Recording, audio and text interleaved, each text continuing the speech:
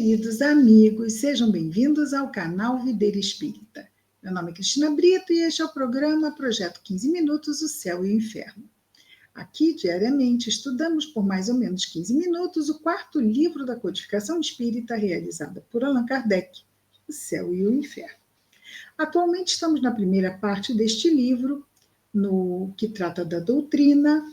Estamos começando hoje o capítulo 2, que tratará do temor da morte. E este capítulo tem 2 subitens: causas do temor da morte e por que os espíritas não temem a morte. Ou não deveriam. Mas o subitem, por que os espíritas não temem a morte. Comecemos então com o primeiro subitem: causas do temor da morte. Item 1. O homem, qualquer que seja o grau da escala a que pertença, da escala em termos evolutivos, desde o estado de selvageria, tem o sentimento inato do futuro. Sentimento inato é aquele com o qual nascemos. Então, nascemos com um sentimento sobre o futuro. Sua intuição lhe diz que a morte não é a última palavra da existência. E aqueles que choramos aqueles que choramos não estão perdidos para sempre. A crença no futuro é intuitiva e infinitamente mais geral do que a crença no nada. Como ocorre, pois, que entre os que creem na imortalidade da alma se encontre ainda tanto apego às coisas da terra e um tão grande temor da morte? Então, ele termina este item 1 com uma questão, não é? Uma pergunta. No item 2, Kardec nos diz: o temor da morte é um efeito da sabedoria da providência divina e uma consequência do instinto de conservação. Então, ficamos atentos para que o nosso corpo não sofra nenhum dano que o leve à desencarnação. E também a providência divina nos dando vamos dizer assim, esse temor, porque o medo faz isto, não é? O medo, ele nos liga o alerta para estarmos o quê? Protegendo-nos de qualquer perigo. Então, o instinto de conservação, ele é comum a todos os seres vivos. O instinto de conservação, é necessário enquanto o homem, o espírito encarnado, não estiver bastante esclarecido sobre as condições da vida futura, como contrapeso ao arrebatamento que, sem esse efeito, poderia levá-lo prematuramente à vida terrestre. Poderia levá-lo a deixar prematuramente a vida terrestre e a negligenciar o trabalho neste mundo, que deve servir ao seu próprio adiantamento. Bom, aqui, então, Kardec nos diz que o instinto de conservação não só nos protege da morte, mas também nos faz trabalhar para nos mantermos aqui, não ficarmos assim displicentes, porque senão não comeremos, não teremos um teto sobre a nossa cabeça. E também é importante esse instinto de preservação para que não nos entreguemos rapidamente a um desânimo que nos leve a ideias de tirarmos ou tentarmos contra a nossa própria vida. E ele ainda nos diz sobre isso: é por isso que entre os povos primitivos o futuro não era senão uma vaga intuição, mais tarde uma simples esperança, mais tarde, enfim, uma certeza, mas ainda contrabalançada por um secreto apego à vida corporal. Instinto.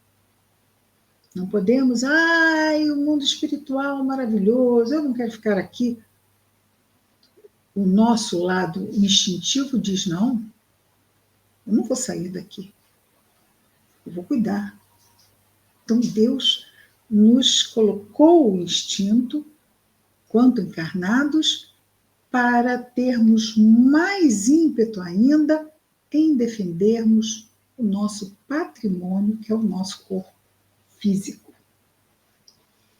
No item 3, Kardec nos diz: à medida em que o homem compreende melhor a vida futura, o medo da morte diminui.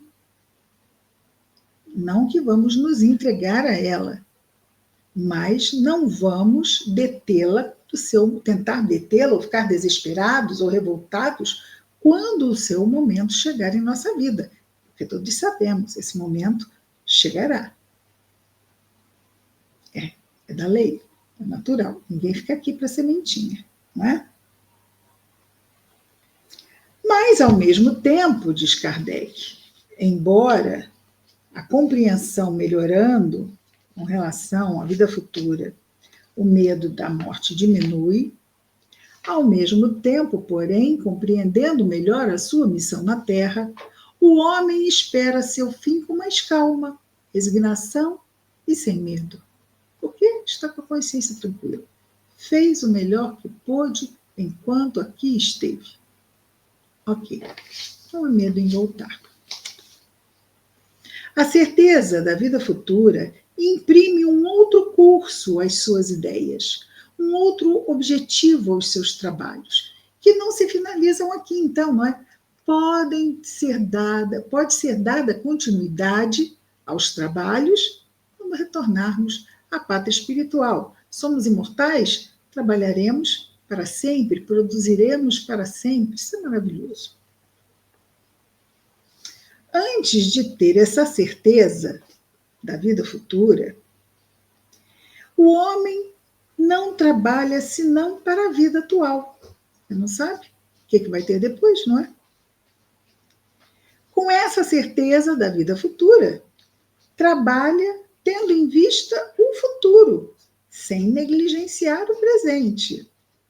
Porque sabe que o seu futuro depende da direção mais ou menos boa que dê ao presente. Sim, conforme vivemos aqui, receberemos nossos méritos ou deméritos ao retornarmos à pátria espiritual.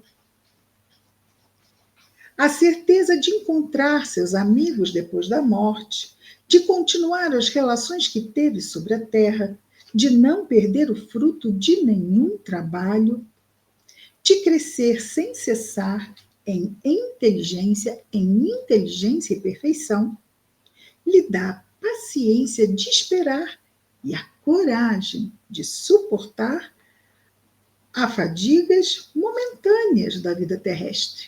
Isto aqui é um estalinho na linha da nossa imortalidade. A solidariedade que ele vê, o homem que sabe da vida futura, a solidariedade que ele vê se estabelecer entre os mortos e os vivos, faz-lhe compreender aquela solidariedade que deve existir entre os vivos. A fraternidade, desde então, desde aqui, a nossa encarnação, tem sua razão de ser. E a caridade, um objetivo no presente e no futuro. Excelente, não? E assim começamos. Muito bem, como sempre, Kardec explicando como poderia ser diferente. O nosso capítulo 2. E amanhã retornaremos para mais um Projeto 15 Minutos, o Céu e o Inferno. Até amanhã. Muita paz a todos.